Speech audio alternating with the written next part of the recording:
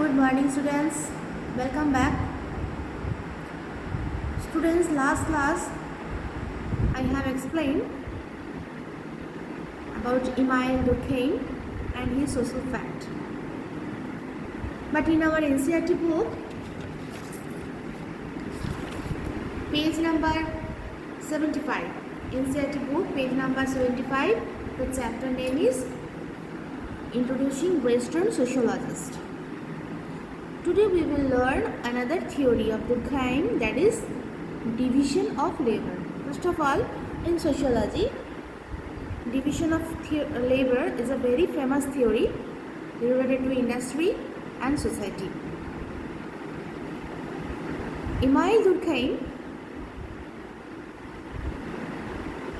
theory, the division of labor, is a classic of intellectual analysis.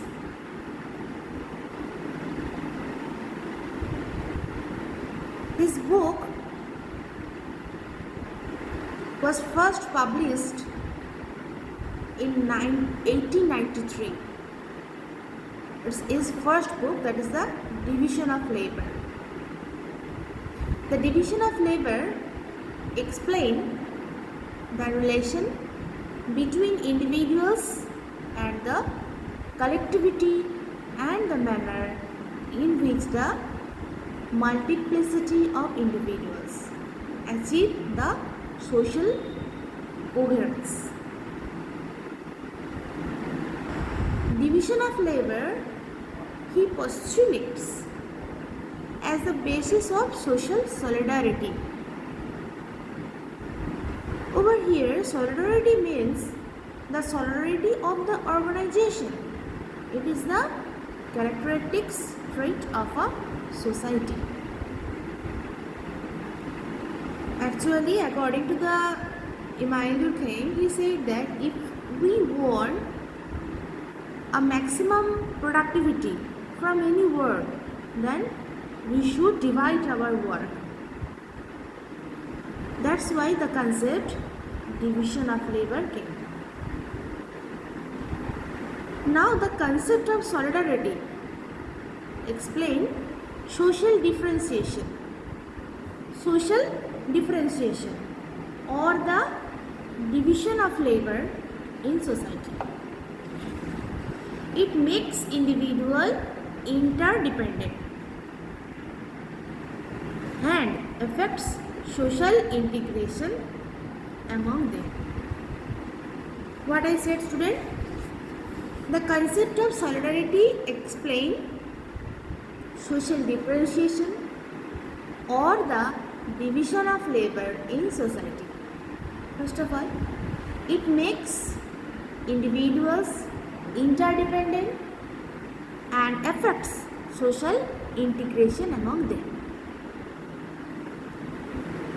The sociological analysis of Durkheim is based on his interpretation in what? In social fact. On this acceptance of the functional character of society and of the supremacy of the whole on the part. Understood? Durkheim studied division of labor as a social institution. It is also a social fact and not as an economic institution as it generally taken to be. He took it to be an institution which produces morality and of itself by subjecting individuals to the duties of their specialized existence. It's very common and it's very normal to everyone. Those who are specialized on any types of work, he or she can do it. That's why Durkheim said that subjecting individual to the duties of their specialized existence. Suppose, for example, it can clear your views. A barber can do his or her work very efficiently rather than a doctor. So every profession, everyone is specialized on his or her areas. So the moral effects of the division of labor Durkheim indicated is felt when people complement each other, when dissimilar join hands and unity comes out of diversity. It is also felt in friendship patterns and in the development of the family.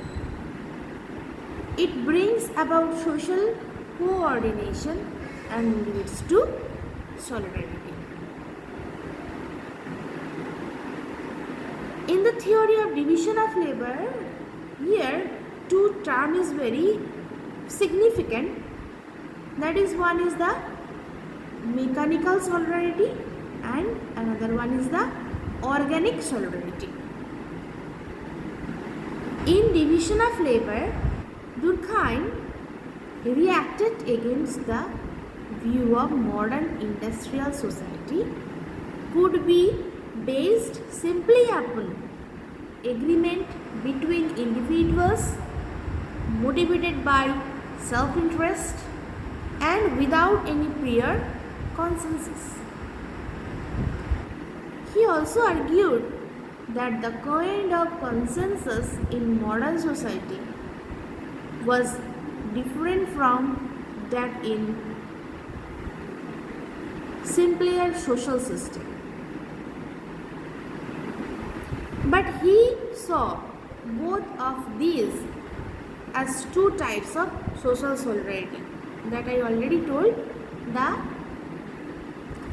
measurement of social solidarity is the intensity of collective conscience.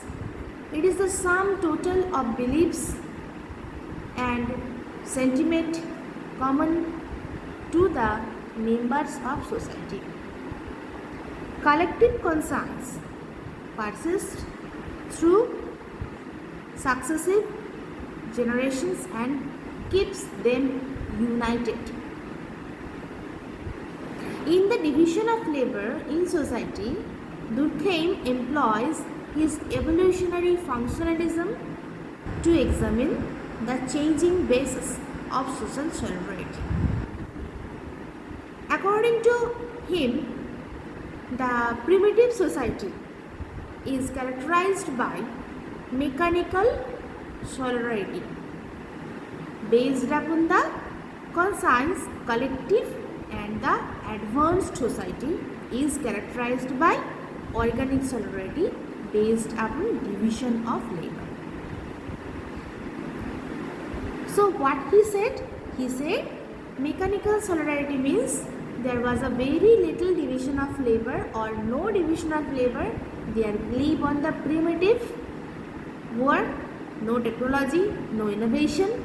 But on the other hand, the organic solidarity means the innovations of technology, the use of technology, dependent on technology, and extreme division of work or division of labor.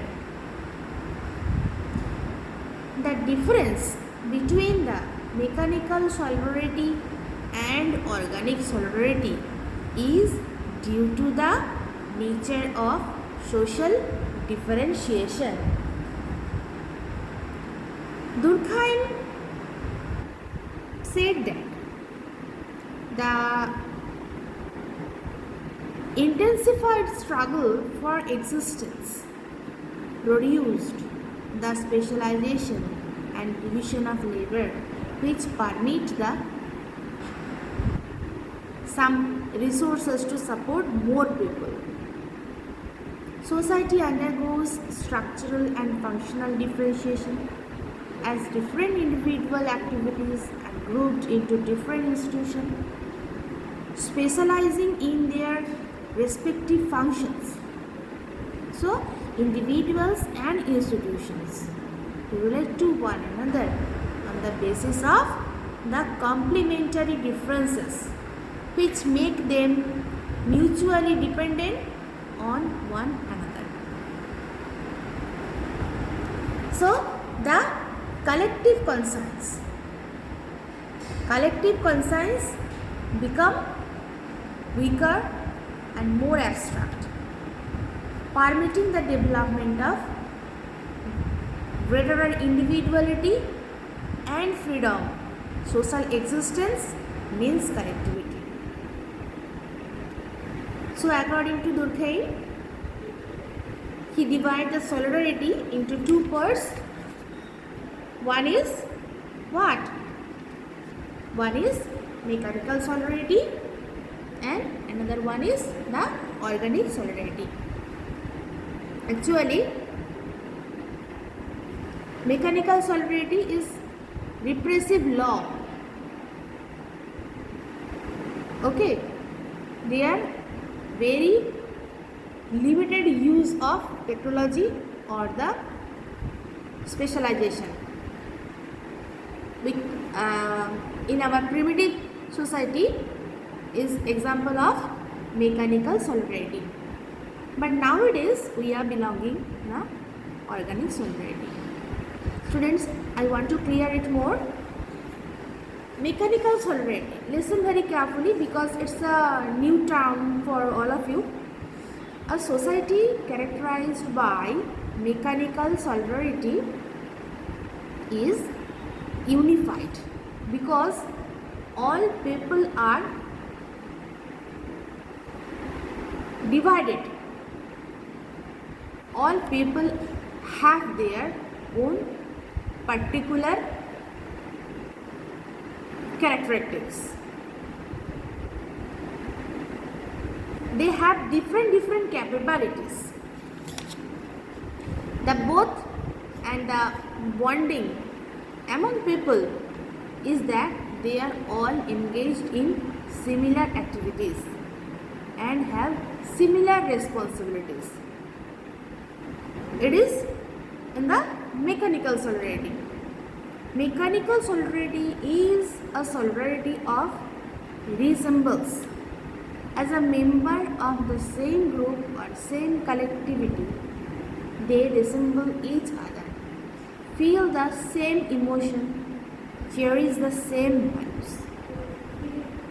Okay, understood now? According to Emile Durkheim, the mechanical solidarity prevailed to the extent that ideas and tendencies common to all members of the society are greater in number and intensity than those which pertain personality to each member. He suggested solidarity which comes from likeness is at its maximum when the collective conscience completely envelops our whole conscience in all points with it. So now student, the solidarity can grow only in adverse ratio to personality. Here individual differences are minimized. In mechanical solidarity, we find the strong states of the collective conscience. Collective conscience refers to the sum total of beliefs and sentiments common to the average of the member of the society. Right? These prevails mostly in primitive societies. In mechanical solidarity, repressive law prevails. It prevails at its core underlying the harsh justice and severe punishment which perpetuate the similarities underlying mechanical solidarities. So very simply, you just have to remember that is mechanical solidarity means a one work, a same work is doing many people. All of us, we are doing a same work